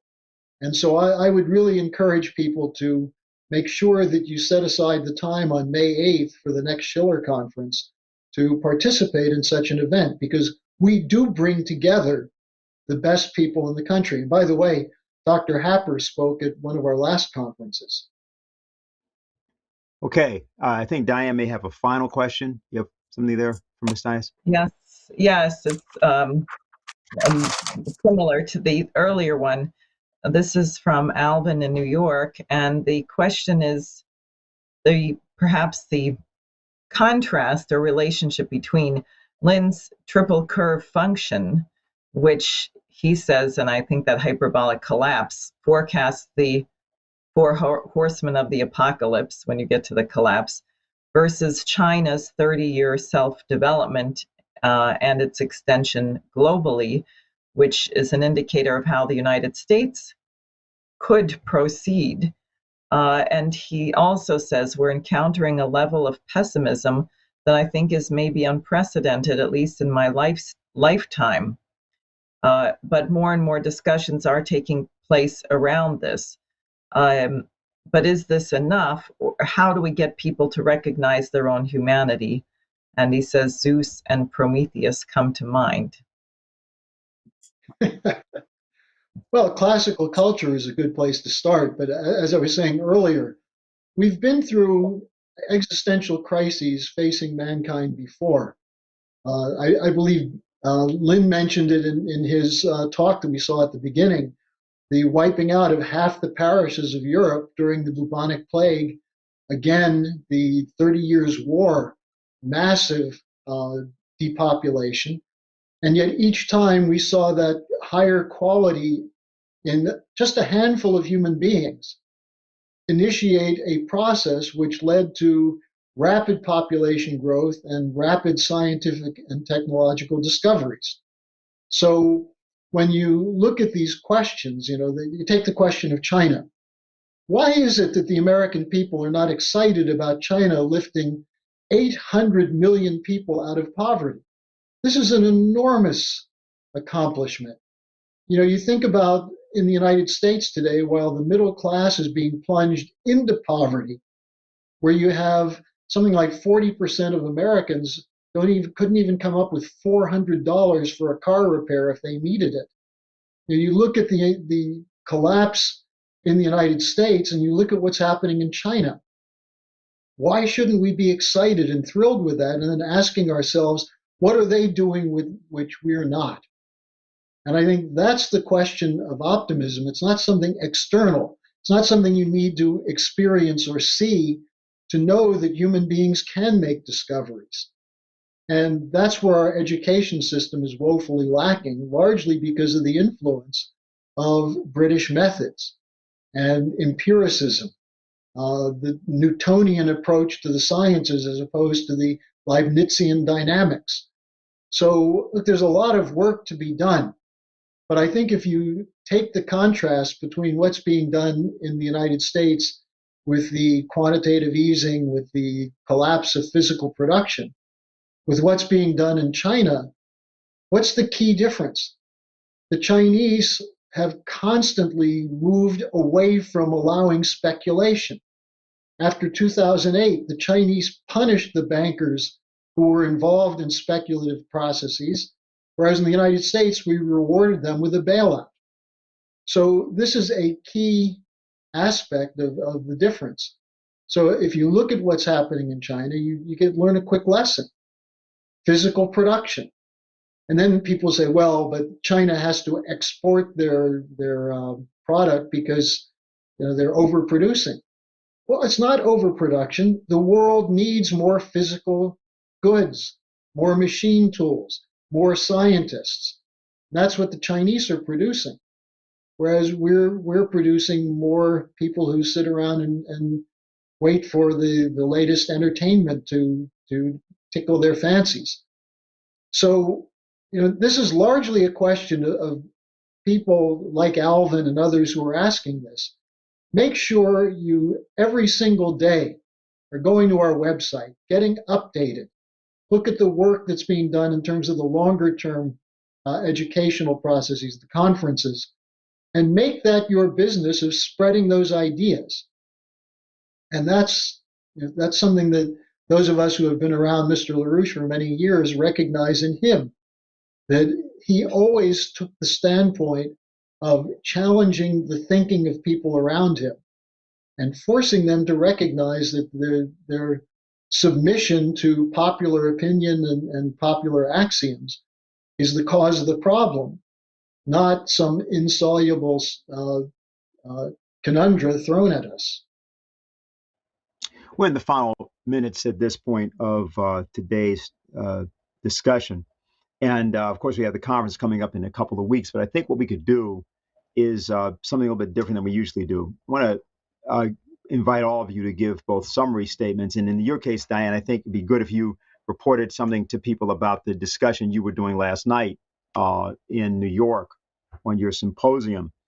But I'd like that we might say a few things in the closing about the idea of the Committee for the Coincidence of Opposites, but also that in the context of this danger and threat of war.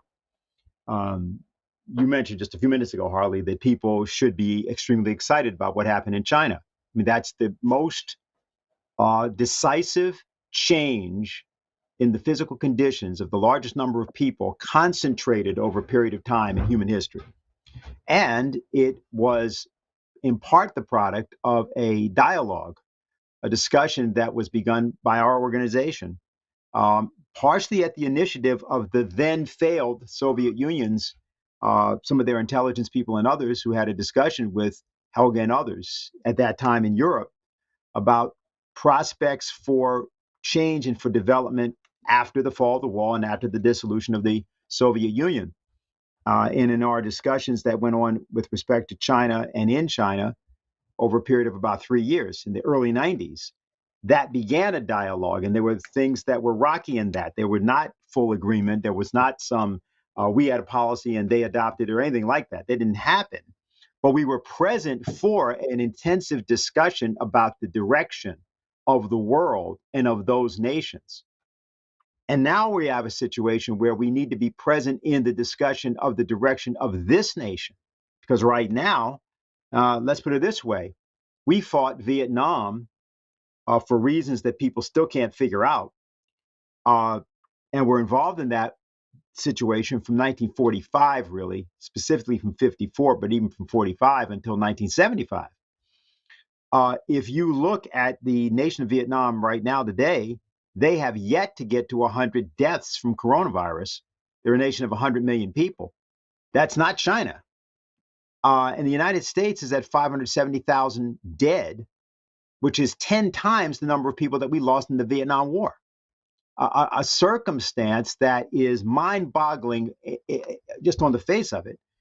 But in a situation in which the issue of culture and the issue of the ideas of people is more important than the so-called physical power or prowess of that nation. I think it's important for us to maybe in the summaries, if you would, just discuss your own perception and view of how, in the course of this next couple of weeks, we can do what we have to do to organize the persons that are watching this and otherwise affected by what we're doing to participate not only in the conference, but in the whole process we're talking about. So maybe what I'll do is I'll start with you, Carl, because of the issue of the military itself and this whole issue of climate change. Let's take that first and then go to Diane, to you, and then to Harley. So, Carl? Well, what I was thinking about just in the few minutes is what is an actual real American military policy. West Point, the U.S. Military Academy, was set up at the beginning of the 19th century as an engineering school. Not as they taught basic military skills, but the main thrust was not teaching officers to destroy, but rather to build. U.S. military officers, trained engineers, were instrumental in building the Transcontinental Railroad. That was Lincoln's explicit policy, deploying trained military officers to help build that railroad. And after the Civil War, many West Point trained engineers went to other countries, like Peru, for example, which is a very difficult engineering challenge, and to Russia to help build the Trans-Siberian Railway. So what we have to do is recapture this original American military tradition, where the main thrust of the military establishment is not to destroy other countries that don't follow the rules, but rather to help build them and our own for mutual benefit in the way that the Chinese have done with the Belt and Road Initiative. So that's what I was thinking about in these last few minutes. Okay, very good. Diane? Yes. Well, on last night, I would just encourage people to go to my website, sarahforsenate.com, and watch. We had the leader of the Long Island Commercial Fishing Association, a fisherman from Montauk, farmer Andy Olson, and farm leader Bob Baker, discussing the impact of this green energy on food production, where they're going to take tens of thousands of acres of food, of land and ocean out of productive use or simply destroy it to put these inefficient, wasteful, polluting solar panels and windmills. And I would encourage watching that. Now, I had two thoughts that I just wanted to close with, and I think they partly get at this Committee for the Coincidence of Opposites in terms of the necessity of people to fight. Why are people pessimistic? Why? We heard from Hussein Askari, and we saw the pictures of these young people in Iraq. They've been getting bombed for 30 years. They've watched people die of starvation and malnutrition and depleted uranium poisoning and all kinds of atrocities. And there they are, slightly underweight, clamoring and demonstrating for Iraq and China to collaborate on a Belt and Road initiative of oil for infrastructure. Yet Americans are supposedly pessimistic. And I was thinking of a conversation I had with someone about the starvation of children in Yemen, that 400,000 children were facing death by starvation. And he said, yeah, but we have to take care of Americans first. And I thought, wow, is that ugly? Well, when you decide to become ugly, when you decide to give up, when you see yourself change for the worse, then you will become pessimistic. In other words, pessimism is not caused by the so-called objective circumstances. You become pessimistic because you see yourself capitulate and you make a decision to become an ugly, small, self-absorbed person. And therefore, the minute that you decide not to be an ugly, small, self-absorbed person, but to open your heart and decide that it's not acceptable that any child die of starvation, whether it's in Yemen or Ecuador or Somalia or the United States, that you are committed to creating a world where that is not the case, then you might discover that you are optimistic with an enormous task before you that has to be accomplished that you may not exactly have all the answers to, but you simply have reestablished your commitment to responding to reality as a human being. So I think that's very important. Now, tomorrow is the anniversary, it's April 25th, of a very, very important meeting, which was the meeting at the Elba of the Soviet troops and the American soldiers. Russia had lost 27 million lives. You had this invasion, Operation Barbarossa, which began in June of 1941, which was just an unbelievable assault against the cities, against the population. The Nazi policy was exterminate everyone, they're genetically inferior. It was a war of all, and everybody was involved in it. So you can imagine that when the Americans and the Soviets managed to meet, meaning they had broken the German line, and the end of the war, VE Day, was actually when the Schiller Institute conference is coming up May 8th, the incredible experience. And the spirit of the Elba was, in effect, never again, that mankind cannot afford to go through this kind of war again. We have to come to a better way of resolving our differences. Now, it turns out that Beethoven's great mass, the Missa Solemnis, was first premiered in St. Petersburg. So what more fitting way to celebrate this anniversary? And the Schiller Institute NYC Chorus is holding a concert tomorrow afternoon at 4:00 on this theme of the spirit of the Elba, the credo of the Missa Solemnis, which we had to perform remotely since, because of the pandemic, you cannot get together in one room. But I think very much in keeping with this, and Dennis can say more on the Committee for the Coincidence of Opposites, but the point of the work of the committee is to have a concrete demonstration that it is possible to reject the axiom that somebody has to die, or we have a situation of quote unquote regrettable necessity. It's simply not true. And the sooner we reject that, the sooner we will be happy warriors for the future of mankind. Okay, so Harley? Well, I'm going to say something that may seem harsh to those of you who are pessimists out there.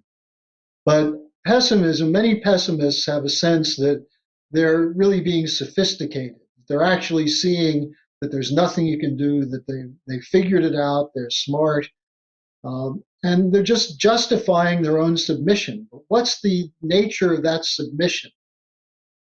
It's a lack of rigor, which is sort of a polite way of saying laziness. Most people fall into this pattern of being lazy when confronted with a real task. Now, if the task were easy, of course they'd do it. Right now, we're confronted with a problem where a significant portion of the population of the United States has submitted to the idea that we have no common interests. They were divided into black and white and brown, gay and straight, and 27 other varieties of gender. That we have different religions, different ethnic and family backgrounds, and this whole identity politics, which is sort of the local national version of geopolitics. But the fact is, there's a common interest for all human beings. And within every nation, there's a national mission. And the laziness comes in when people look at this and say, well, it's too hard to do. I just can't do it. When reality is that you have to talk to people. You have to develop yourself, but you have to talk to others. I get so many emails from people who say, thank you for doing what you're doing and saying what you're saying. Unfortunately, everyone I know thinks I'm crazy. Well, sometimes I get 1,000 emails after I do an interview that say the same thing. So that means there are a lot of crazy people out there. And by crazy, I mean people who think they can still do something. So the most important thing is don't submit and don't assume that you're making a wise choice when you tell people, well, you can't do anything. They're too powerful. They're too strong. And I think this idea of the coincidence of opposites is that you have to break every boundary condition that's being put in front of you to realize that there are many other people who think the same way, who may have different solutions or think they have different solutions, but actually through a dialogue and a process of really thinking can come up with solutions that we can work together on that will bring us the results that we all desire, which is peace, economic development, prosperity, good health, and so on. And I think that's what's lacking, is that passion, that fire, which actually is very close to what Mrs. LaRouche is talking about with empathy. Empathy doesn't mean feeling sorry for people. It means acting to improve their lives, and by doing so, improving your own life. Okay, so Carl Osgood, Diane Sayre, Harley Schlanger, thank you very much for being with us today. I want to thank everybody for also listening. We want to remind people again that in 2 weeks, on May 8th, the conference, The Moral Collapse of the Transatlantic World Cries Out for a New Paradigm, will be held, Schiller Institute, and you can register right there. It's up on the screen. And we are asking also that you get involved with us in becoming both a member of that organization, also supporting the LaRouche organization as such. Also, there's our pamphlet on the Green New Deal. LaRouche Crushes the Green New Deal, which we are in the process of distributing, and that is available from us as well. So just get in touch with us for that purpose. So join our efforts and join us here next week for our regular Saturday Manhattan Town Meeting, and help us in this process of spreading not just the good word, but the good deed.